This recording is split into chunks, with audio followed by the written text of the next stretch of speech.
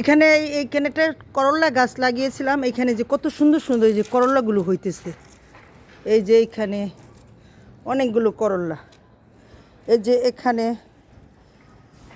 গাছটা যেমনই হোক কিন্তু ফল যদি ধরে কিন্তু আনন্দ লাগে। এই যে একটা করল্লা, এই যে একটা করল্লা হইতেছে, এই যে একটা করল্লা বড় হয়ে গেছে, মানে এগুলি মনে হয় তিতা।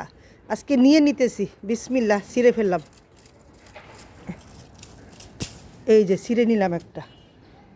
হ্যাঁ, এই যে একটা হইতেছে, এটি ছোটো ছোটো, এটি হইলে পরে নেওয়া যাবে। হ্যাঁ, আমার কাছে তুলতে ভালোই লাগতেছে, কারণ আমি গাছটা লাগিয়েছি। এখন এখান থেকে যে একটা বা দুইটা যেটাই পারি না কেন, আমার কাছে খেতে ভালোও লাগবে, আনন্দও লাগবে। এই যে একটা, এই যে একটা, এই যে একটা তুলে নিতেছি, দুইটা হয়ে গেল। এই যে আরেকটা। গাছ লাগালে এই যে এইভাবে খাওয়া যায়। এই করল্লাটা কয়েকটা বিচি লাগিয়েছিলাম কিন্তু একটা মাত্র হয়েছে। এই যে একটা, এই যে একটা ছোট, এটির মনে হয় এরকমই।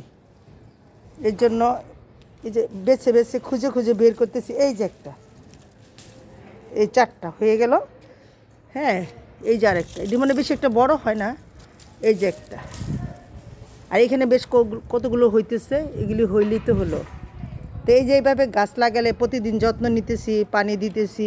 এখন এইভাবে যদি 5টা বা 4টা বা যে কয়টাই আমি পাই না কেন, দেখতেও ভালো লাগতেছে এবং রান্না করে খেতেও মনের একটা আনন্দ লাগবে। এই পর্যন্তই বন্ধুরা, সকলকে জানাই শুভ দুপুরের শুভেচ্ছা। আজ 10ই রমজান।